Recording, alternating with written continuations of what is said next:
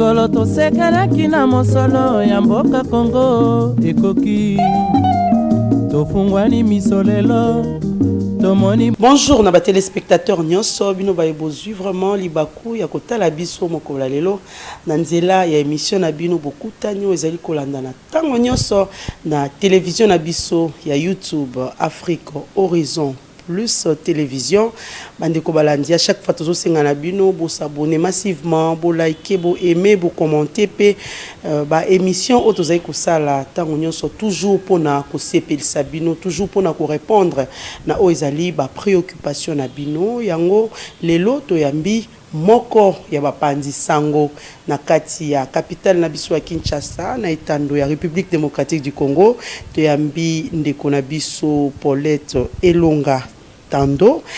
Paulette Elonga Tando azali lelo azali journaliste indépendante, s'il faut le dire, s'il faut aussi la présenter. Paulette Elonga Tando azali directrice Yemogazali DG, il y a La Voix des Vainqueurs, c'est une chaîne aussi de télévision qui est mise sur YouTube et nous savons qu'ils ont mettre sur YouTube, mais dans le tout prochain jour ils ont la perspective il y a Kitoko, on va en parler avec elle. Et Longa elle est aussi DG Nakati ya Shop Elonga, avec ça aussi on va en parler beaucoup. Pourquoi Shop Elonga, et puis elle est aussi présentatrice de l'émission Congo Mon Devenir, une émission où ils ont daté eza bébé eza vraiment émission mo ya kala bino nyonso boyebi émission Congo Mon Devenir et Mbappé batu ebele ya mboka oyo, mais lelo na Elonga Tando tokosola vraiment na situation politique ya République démocratique du Congo. Na yebite bat ba kolanda so ba journaliste Elonga komi suma mbo situation politique ya RDC, oui. Bokoyoka ba point de vue na ye kasi tout banana no koyamba ye peto kota vraiment na bref ya masona biso. Bonjour maman Paulette Elonga Tando. Bonjour maman Nadine Mayombe Mbilo. To sengi vraiment merci beaucoup de accepter l'invitation na biso. Ngakutu mingi na usengo merci pour oye to bike musala oye biango to bandi nango lilote ndongo lo butu ko ba que l'introduction na yo to sabato sikate na média to banda moi kala to bunti moi bitumba na ko bingo lo ka compagnon de lutte to yebi ba moi ba passe ndenge za na musala na bisengo na ngo pepe zalaka bien sûr to yebi yango na senge vraiment merci na ndenge oye pona na répondre na mituna na yo en ce qui concerne ngai quoi. OK, boyoki mama Paulette a répondre na mituna na mayo etali yemoko pe na misala oyo azali ko sala bandeko balandi bozala vraiment branché parce qu'avec mama Paulette to ko beta masolo ebele déjà to banda déjà na masolo na biso ndeko Paulette journaliste de formation ifasik ebimisa mama Paulette. Paulette a passé de bons moments dans différentes chaînes de télévision, notamment Africa Télévision et puis Univers Télévision et pas à Madame Laurette Mandala, ainsi que Numérica et pas à Mwalamboka Kibambi Chintwa. Kasi lelo to moni maman Paulette a innové, a ina oyaye. Aina oyaye babengi La Voix des Vainqueurs.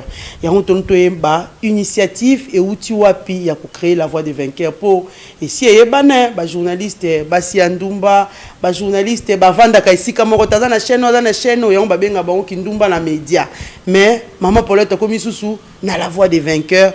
Peu romona ka lobi La Voix des Vainqueurs komi ko émettre na ba télévision si TNT et bimisi biso 900 chaînes 1000 chaînes to ebité soki Patrick Mouya ya fois sala musala na e mwana mboka Paulette Elonga malubo mboka.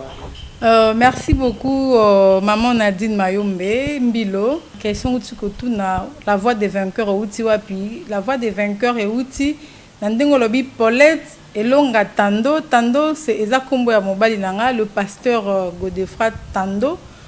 Église Nezali moi partout dans l'Afrique un peu partout, mais siège nango principal les ali na Québec.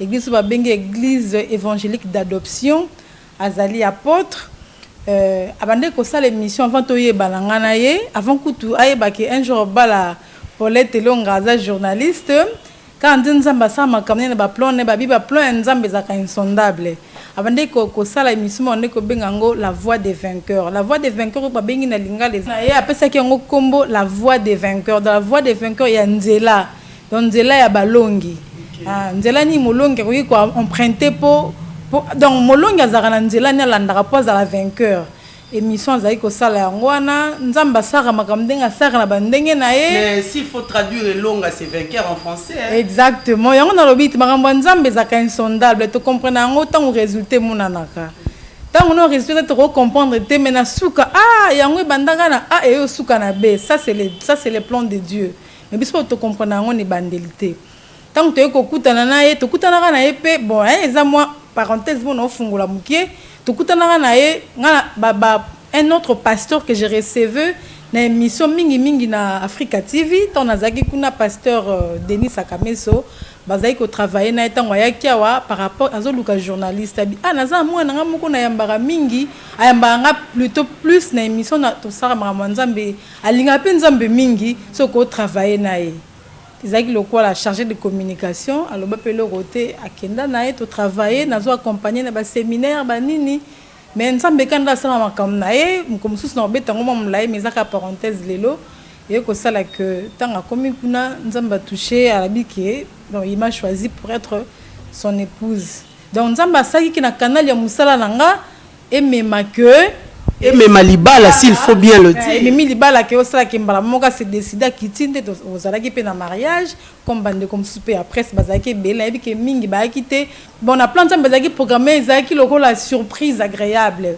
pour nanga c'était vite fait ba bayaki nzamba zolo ko bayaki pete na lingi bangoka mingi po mingi pa lobaki mais toyebi ke eza makambo yaka nango etu ndeko mingi na libala tinde toyeko koma toyeko sala une création ya chaîne réellement la voix des vainqueurs télévision pour ndeko luka pe kombo to bitin bon rapporter ka no papa bandai ko utiliser déjà na émission lokola yepe na vie na ekala ndo loba koma elonga ala changer kombo comme sango elonga maïba te ka obala moi si komboza elonga ça c'est le plan de Dieu ça c'est le plan de Dieu ando balonga la kombo de famille na ye akoma elonga ayeko tika bongo mais nzambe par adoption ayeko pese pe moi si kombo elonga quand ndongo tiko ba maman Nadine que vainqueur ezali elonga donc et concorder par rapport au pays ya ba desiderata na yo azaki nango nzamba sel na ba schéma na ndé te ko bimisa la voix des vainqueurs télévision. Et qu'est-ce que nini bozo viser pour cette je ne pense pas que c'est une nouvelle chaîne parce que ceux qui déjà pasteur Tando a bandaka déjà na masolo na yango c'est que ça moi chaîne moko ndeti baka bébé si aboti moi mine aussi angulumi si pe bandi pe moi ko tambola nini vision vraiment eza nini qu'est-ce que vous pensez pour cette nouvelle chaîne pour la chaîne où il y a la voix des vainqueurs TV télévision autrement dit na sur le plan il y a namboka na biso ya Congo abandai ko mettre en fait azaki plus basé na Canada na bamboka mususu ba Namibie ba Afrique du Sud oui caractère nango azaki il parlait plus de makambo de l'évangile de Jésus-Christ mais azape mutu a même ma perspective a même ma point de vue n'est plus en ce qui concerne politique alinga politique ming souvent quand il émet un avis au moins ils tout à fait par rapport à ce qui va se passer au fait. Quand il pense, il réfléchit, au finish, au moins, et ça concorde avec ce qu'il avait dit. Donc, après, c'est même l'événement par rapport à la politique. Dans que moi, j'aime la politique. C'est ce que moi, la politique, c'est comme si ça coule dans mes veines. Parce que celui qui s'occupe de la politique, les politiques peuvent s'occuper de nous. Donc, on doit s'occuper de la politique.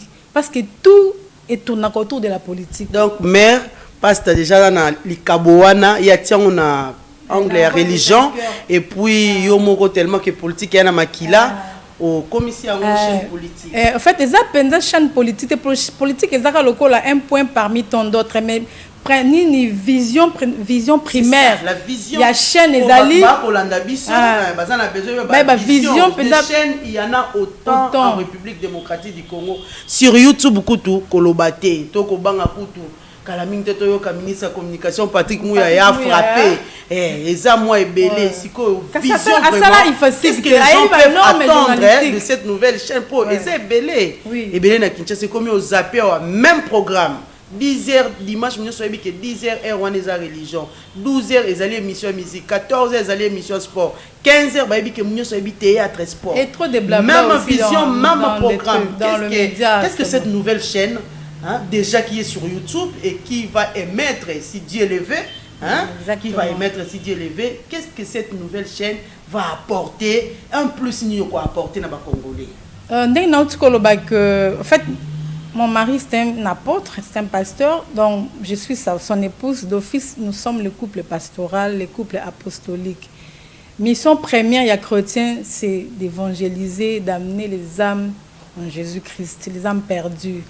Jésus, il y a un loba qui allait, mission sous Jésus appelle ça mission mon qu'il allez et faites de toutes les nations mes disciples.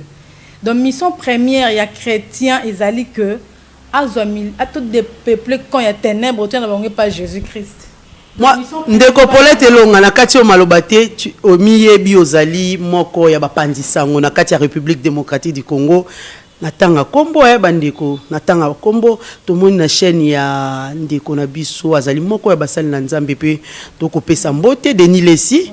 Il a une chaîne de télé où ils ont émettre, oui, mais dans la chaîne, nous savons que la chaîne a un caractère commercial. C'est une chaîne plutôt d'un pasteur, mais elle a un caractère commercial. Tant que c'est plus la religion. Pour les théologues, on a publicité à Simba, publicité. En fait, commercial, mon Bible, on a jugé. Oh, j'ai bien piano relekate na sport na kati ya chaîne à moi na. Omoni Bible lobby, c'est lui qui a les fils à la vie. Donc c'est lui qui a les fils, c'est lui qui a reçu le Seigneur Jésus-Christ comme Seigneur et Sauveur. Tel il est, tel nous sommes, tel nous devons être sur la terre. Bible lobby, nous sommes de ce monde, nous ne sommes pas de ce monde. Babylone comme okili, oh nzemba mokili, baza ba amte, baza batu. Tobing bongo ba créature de Dieu. Oh, ndeko Paulette, nzemba mokili tant. En fait, nzemba mokili, nani azoemba ya mokili, nani azoemba ya. Ya libanda ya. Tous nous traînons dans le monde si on fait dire mokili, c'est monde. Mais en maman a dit dans ce Bible lobby, toza ya mokili, toza na mokili, mais toza ya mokilité. Au moins ambassadeur français. Même si en tant qu'ambassadeur, il représente quel pays? La France. Donc il doit se comporter comme un citoyen français. Mais les Babylone que ça peut na Congo, c'est important par rapport à la mission aux France et Indie. Ce qu'il doit respecter d'abord, c'est la mission que aux France est spéciale pour représenter na Congo. Il y a Congo et donc moi en fait moi mission primaire na ezali représenter la France en République démocratique du Congo. C'est que nous représentons Jésus-Christ sur la terre. Donc il faut que tant que babi wanazali chrétien, wanazali mwana nzambe. Ça ne veut pas dire que attends de konanga païen parce que nous sommes là pour aider bango baya vers Jésus-Christ. C'est ça notre mission. Il y a la voix des vainqueurs eza que pour te prêcher d'abord l'évangile, après toyen makambotel ba publicité bien ba chaîne de fonctionnaires les journalistes doivent être payés eza musala bibi mutakolia na mutoki na ye nyonso no yo yebi na yebi ko za vraiment muta média penza o vandisa pena makamna média o za pena mpaka ya média webi comment marche il faut moins salaire, il faut entretien, il faut musala les bien tout ça, ça demande de l'argent. À caractère comme ça caractère commercial mais bah moi, ils ont comme sous-traitance, commerce par rapport à la publicité, par rapport à autre chose. Mais, mission primaire, il y a la voix de vainqueur. Moi, on dit là, balongi. Balongi, dans le Seigneur Jésus-Christ. Bandeko Balandi, je vous rappelle que toza na ndeko na biso azali moko ya bapandi sango Paulette Elonga oyandimi vraiment ko répondre na ba question na biso avec ba initiative na ya sika s'il faut le dire. Paulette Elonga, journaliste indépendante na kati ya République démocratique du Congo. Mais avec Paulette Elonga, il y a encore de l'innovation. De l'innovation, parlons de l'innovation de Paulette Elonga parce que Lelo, Paulette Elonga a créé Elonga Shop. On la laisse comme ça, elle-même va nous dire Elonga Shop, c'est quoi? Par rapport à ma mission, il y a VVTV, la voix de vainqueur télévision. Moi, très dans ils ont parmi les traits principaux. VVTV, ils pour souci non pas amis pour combattre bon petit valeur dès na bana Congo mon devenir bon petit valeur des ali frère mon nene kangara développement en mboka ba valeur de memaka émergence ce qui bon petit valeur et les qui mboke tambola bien te donc ba valeur nde me marqué mboke za la bien na yebi que na roboka papier te na ko finga te funa futa taxe chauffeur fois à la poli envers client en fait nyo sonné zali ba valeur na yi ba mbongo à l'état te ceux qui mbongo ekoti na zongi ça en fait ba valeur c'est un ensemble de tout donc zali ko la de babaka ni no au-dessus de la loi on promet les anti-valeurs yango ba anti-valeurs nde kangaka frein à développement et ça peut parmi ba point majeur oh ya la voix de vainqueur télévision na zongi na motuna na yo la ya Elonga Shop c'est quoi ndenge uti o Elonga Shop ezali boutique en ligne oyo na uti ko créer eza en ligne mais en ligne ça veut dire que ça fait combien de temps et ça déjà ça doit faire déjà 2 mois si je ne me trompe pas 2 mois déjà ezali c'est déjà fonctionnel ils ont fonctionné déjà les candidats qui ont bien hormis que nous journalistes ont bien nous peu mon business en fait j'ai commencé ce business depuis que j'étais étudiante na ifasi ko yebi j'allais un peu dans d'autres pays j'amenais des choses à vendre des photos taper un peu partout un peu je me déplace au yebi hein moi bamboka tout ça pour en ce qui concerne le commerce il y a c'est en moi aussi c'est vraiment un point haut c'est le quoi moi dans mon zamba pesanga le tali habillement na linga ngope mingi kutanda loba un moment je me disais que funa zata mannequin mais de fois nzamba cause eloko linga mais on angle mususu pe boti ba bon fruit et tout ndé mobile nanga na koyeba kotala nga bien ayebi na linga koteka biloko mingi j'aime bien ce qui est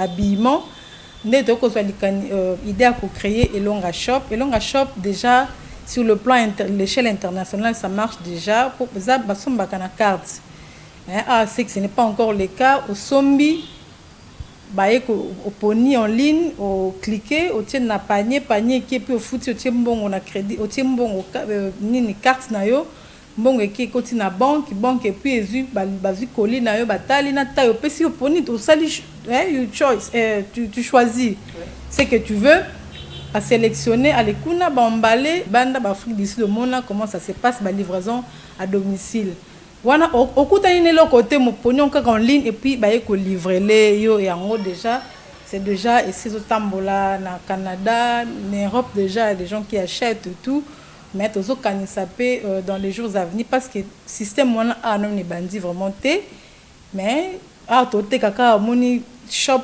tu au poni loko na zanango oyo directement tu payes et puis je prends l'argent en étant tout comme lokola vraiment ça sur lokola ça se passe sous d'autres cieux en ligne sur Facebook Instagram ou sur Facebook so betikara Elonga Shop en un mot hein Elonga Shop ezali mais en fait moni ezana moni bandele moi na te faut que bando bongise ko maseye si ya zo ba former oui c'est un début il faut toujours perfectionner chercher donc ça musala moi je pensais que boutique en ligne non c'est vraiment du boulot ça te prend du temps et quand le canal moto a kende musala pas azongi ça donc tu dois être là concentré choisir sélectionner faire ça tu dois être tout le temps en ligne répondre aux questions aux exigences des clients oui ba client de bazalaka tout ça il faut pas osala oui bit moteki azara lokwa moumbu ya mosombi. Est-ce que boutique en ligne est un bon revenu par rapport à ba boutique na biso ordinaire au sombi biloko tient na magasin soit tient na ndako bat ba ko bon comme ils ont au moins bébé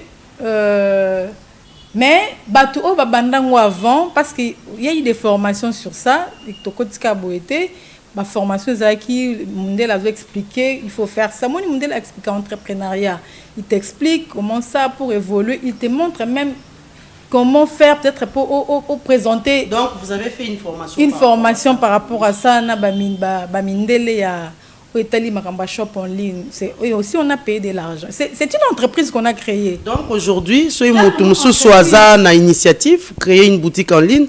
Comme vous étiez formé, elle peut venir auprès de vous. Oui, il y a des principes. En fait, il y a des conseils à prodiguer, mais créer une boutique en ligne na échelle entreprise, ça demande beaucoup de choses. Et compte bancaire, en fait, c'est ton entreprise. Même l'État, là où c'est créé, c'est basé, l'État québécois nous connaît comme il y a l'entreprise que l'État québécois connaît Elonga Shop. Donc, on a misé mbongo. Donc, les entreprises au Tiembongo, il y a un financement, il y a des montants qu'on paye mensuellement par rapport à ça, que tu gagnes ou pas. Donc, il faut payer montant parce que les entreprises, il faut foutre le quoi, il faut quand même un pote, il faut foutre. Madame Paulette Elonga Tando, nini koyebisa ba téléspectateurs, ba Holanda biso de partout, Afrique, Australie, Amérique, Europe, partout, ba Holanda biso sikoyo. Même ici en République démocratique du Congo, parce que nous savons que la situation, ils ont touché plus en RDC, parce que escroquerie, et comme moi, mingi à mentir, il y a des boutiques en ligne. Il y a des gens, on te présente les cabellos, on te met 10 boules à $33. Oh, yo mou te bi que so ki à ta Chine, on soit 10 boules à $33 te. Et les gens envoient de l'argent, bazo ko escroquer bateau. Cette histoire-là, au monité ko ya un peu, ko baby sa, o etali, Moussala Oyo ou tu conseilles la formation. Qu'est-ce que tu peux dire à ces gens? Non, en fait, qu'est-ce qu'il faut dire peut-être aux gens qui ne comprennent pas que ce Natindi Boye, il faut comme abouer. Cette escroquerie là, na katia internet, ça. J'ai déjà été une fois, en fait, je ne suis pas victime parce que et là quand on a moyen de représenter un gars en ligne, tant on a non, c'était autre chose. Même si bon, mais pour moi, que déjà vous avez une cliente de moins.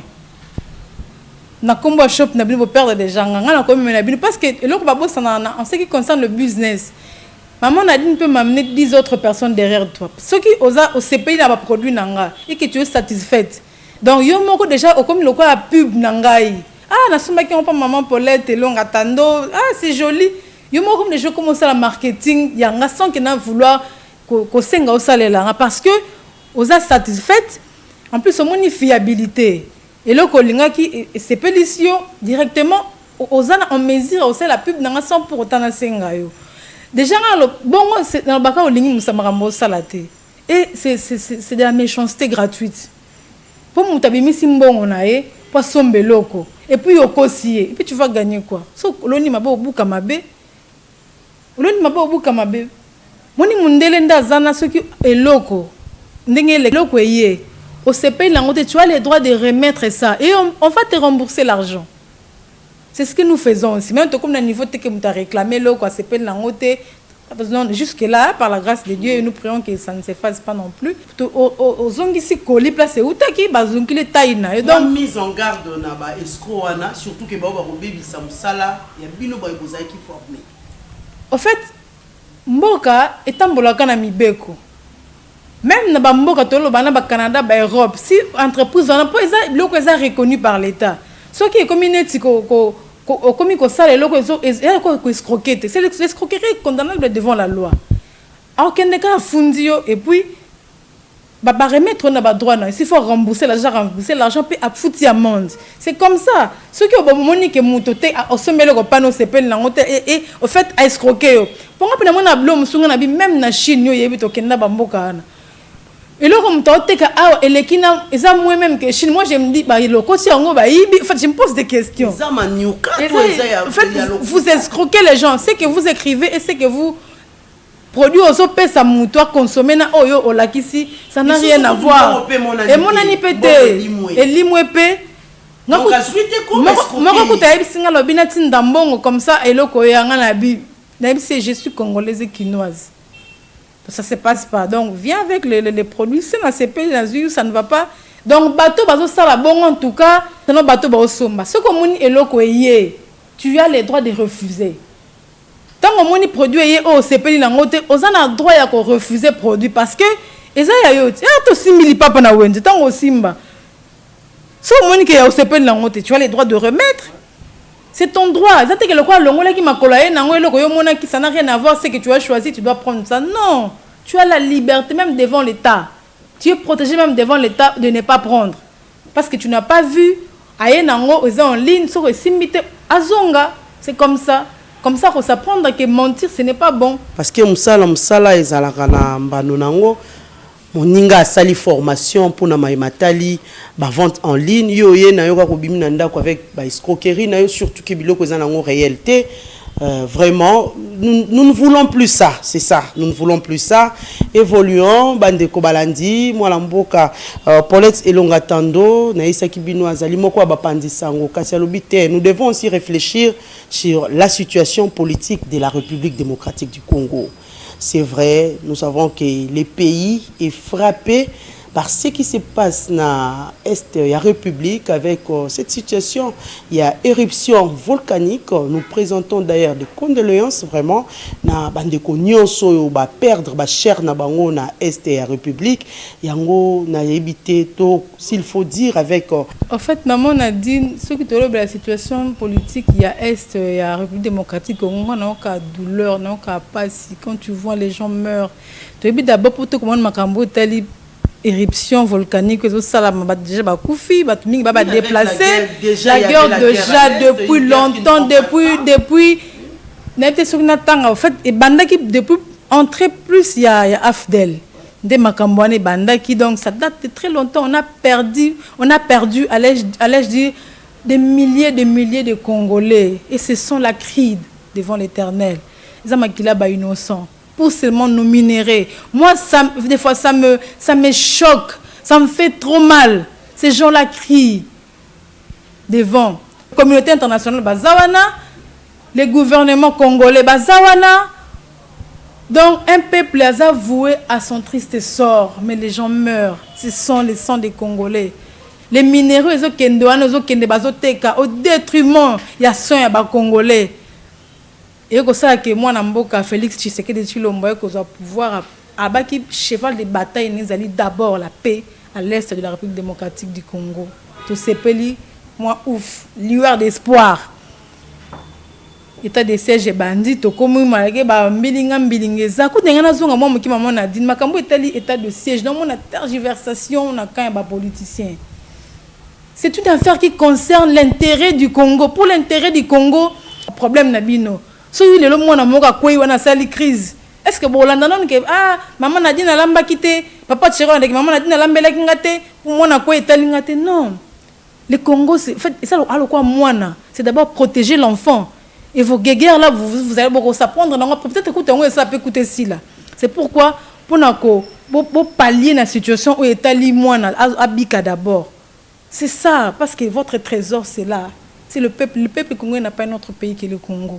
Tande ba okufa te biti surtout le bangona ki chinois sur na langue nini maman a dit na mona na ba Chine na mona ba mboka mususu même na ba Turquie quand tu fais quelque chose on dit this is I want to call the police now this is not the African police this is the Turkish police chinois pas lo bango na yoka this is not the Congolese police Chinese police donc bango d'abord et les autres après. C'est ça, ma patriote. Mais biso, nos minéraux, nos coltons, nous préférons que les sangs de nos frères coulent pour l'intérêt des Occidentaux. Et que sais-je encore? Il faut que je le dise parce que ça, c'est mon cœur qui le dit. Ça fait trop mal. Ça fait trop mal. Et elle est quittée, éruption volcanique. Donc, je ne sais pas parce que c'est l'État, allez je dis maman Nadine, à protéger la population. En fait, Babi gouverner, c'est prévoir. On sait que dans Kouéwana, il y a le volcan. L'éruption volcanique, et le baraté, dans 2 ans, dans 3 ans. Des fois, ça aussi, il y a des pronostics que le baraté, d'ici là, éruption, ça, on déjà qu'on s'est protégé et tout. Mais, les mises en place, il y a l'État congolais pour sécuriser la population de cette partie en cas d'éruption. Est-ce que c'est ça la main? Tandis bazo kima. Normalement, il faut déjà passer à moi en cas d'éruption. C'est bien que batakwana balinga parce que baza natif akuna. Ce qui éruption ici li barozonga. Mais ba précaution ni l'État zwaka. En cas d'éruption, qu'est-ce que je dois faire? Jusque là mon samatande bazo kima. Au mona mutakimi azoluka mona parce que l'État a préconisé. Mais il y a une organe à partie Est et ça qui d'ailleurs un communiqué pour dire que non, ils avaient déjà prévu ça. Ils avaient déjà annoncé qu'il y aurait ça et ça. Donc, annoncé oui, mais ces populations n'ont que leur toit là-bas. Ils n'ont pas d'autre toit. bana toi musu soutien tout le monde a bamboka musuka bamboka ba poto séisme l'état zui moi salle moko abrité bateau ba sinistré. C'est ce qui normalement c'est ce qui doit normalement se passer aussi dans la République démocratique du Congo, surtout dans la partie est en ce qui concerne l'éruption volcanique. Bâti centre parce que baby que na point wana il y a l'éruption, il y a ça et ça. Donc l'état a créé une solution par rapport à différents problèmes pour le peuple. Et ça, la prévention. En cas d'éruption, qu'est-ce qu'on doit faire? Ce n'est pas seulement dire aux gens quitter, ils vont aller où?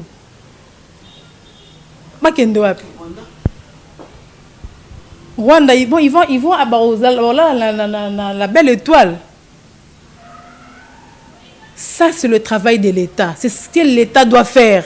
Des préventions. Gouverner, c'est prévoir. Tout le monde combien de fois? C'est prévoir. Même tout le temps dans la Bible, tant nous avons appelé si Joseph Vision, il y a 7 ans vache folle, 7 ans vache maigre. 7 ans bazalana bozui, 7 ans sécheresse c'est quota. Il y a eu la prévention, on magasiner la richesse, il y a une réserve stratégique. Bombi biloko on kayanzala ba recourir na ba réserve stratégique. C'est ça prévoir.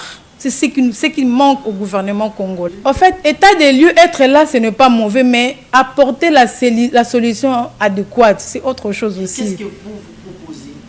Non, par rapport à ça, moi, je propose à ce que l'État a la prévention, a créé en cas d'éruption, en cas de problème. Depuis que partout, ça a tout le temps touché. Mais moi, je sais que si l'État s'y met, ce qui ne s'est passé pas, tout le monde, bon, c'est un nombre d'éruption qui est. La prévention, en cas d'éruption, qui est un emplacement pour mettre ces gens-là, pour baser en place au Kendete. Tant que aussi les Kiti, pour baser en place na bango. C'est ça, protéger aussi son peuple. C'est ça aussi, aimer son peuple. Quand on aime, on protège. On sécurise aussi à ses besoins. Quand on ça. aime, on protège. Mais apparemment, le président de la République, Félix-Antoine Tshisekedi Tshilombo, a vraiment, s'il faut dire, pince la planche parce qu'il y a trop de problèmes en République démocratique du Congo. Ngai batu nanga kutu mingi balobaka so teli pouvoir ya Félix Zande nga binga ngolo kwa za kwa ya le quoi pouvoir ya Jacob na Isaou. Oh, ndeni pouvoir Jacob na Isaou. Fayulu na Faden House azole la tongo pourquoi bayibi bokondi na ye. En fait, c'est nalinga Fayulu mingo yebi to bundi na vraiment président il a décidé il y a la Mouka Fayulu m'a dit nabi ko landanga yebinga bien. Vraiment, je le porte dans mon cœur par rapport à ce qu'on a vécu ensemble, par rapport aux émissions qu'on a fait, par rapport aussi à son sérieux, par rapport à sa capacité, sa ténacité. C'est quelqu'un qui est vraiment, il est là, il est... C'est comme ça qu'il doit se faire. Vraiment, je l'aime. Bravo, en ce qui concerne la politique congolaise. Une tête bien faite. Il est là vraiment pour militer pour le bien-être du fond de mon cœur. Mais, en fait, il y a le pouvoir, il y a Félix, Bible lobby, ça c'est mon opinion, ça c'est ma perception des choses en ce qui concerne le gouvernement actuel à Félix Tshisekedi. Bible lobby, Dieu a aimé Jacob et il a haï Esaü. Tu dis que nous avons raté.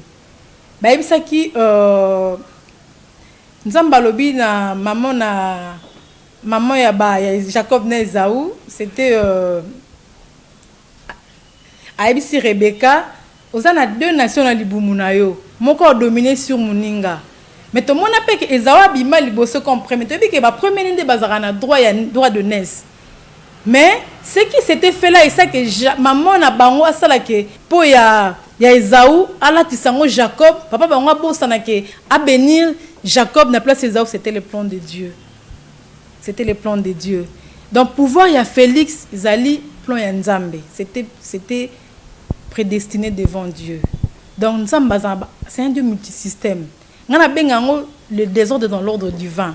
Et là beaucoup on ngeza boyé, mais finalité Nzamba memiongo boyé pas bimiselo ko boyé. Na rationalité humaine on ngeza désordre. Mais na bonzambe zali ordre divin. C'était dans l'ordre divin que Félix a le pouvoir. Mais là qu'on est dans le bas par rapport au pouvoir, il y a Félix. Azali lueur et espoir. Papa Naé a bondi tellement pour le bien-être du peuple congolais. Je souligne pour le peuple congolais. Tia Kiei. Donc atikali pe kozwa pouvoir te, ba bien que Moïse, to bien que na Bible même Moïse akota kana te. Mais bana Israël ba kota kana. Nde e ko sala ke ye donc à baliser les chemins.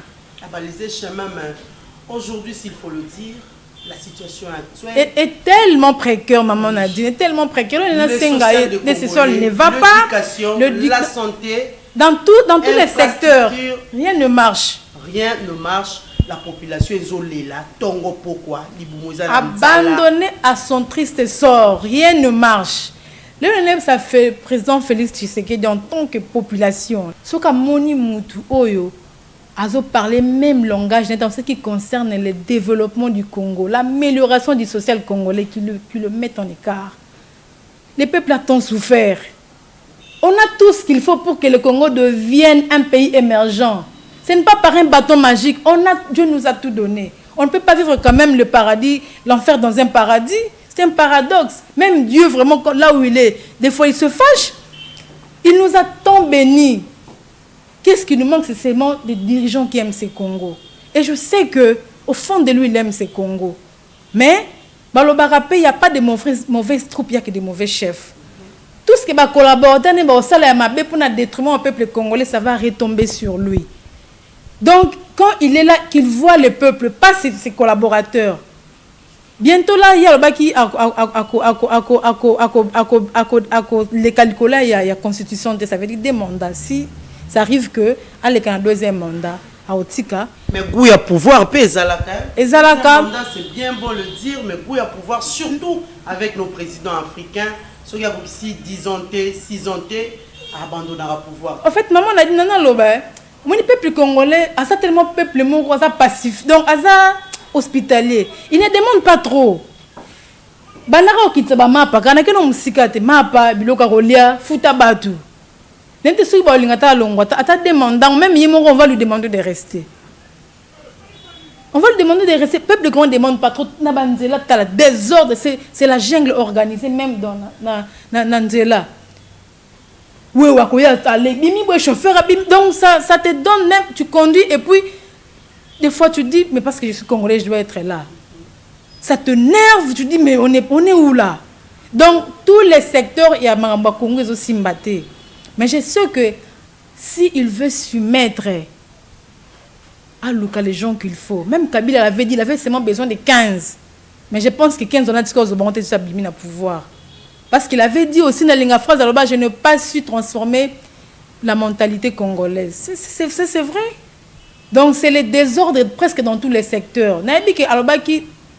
L'état des droits, l'état des droits, ça veut dire que Mouta Nicolas Mibé Kwazate, la loi, c'est d'agir là où les lois permettent. C'est ça, respecter la loi. Ce qui m'ont attendu, le problème est qu'il faut remettre prison, le bébé sans remettre à quoi sert l'emprisonnement? Donc c'est de l'amalgame. Un dernier mot avant de boucler Masolo na biso ya lelo, to ebiete batuba kolanda biso mingi bandeko balandi to ko rappeler bino ke to yambi mopandi sango mwana mboka Paulette Elonga Tando bino baibo kolanda biso na Afrique Horizon Plus na Africa FM, notre rendez-vous de chaque mardi à 13h30 ainsi que la rediffusion mercredi à 6h avec Madame Christine Sikisiki ainsi que bino baibo kotala biso partout.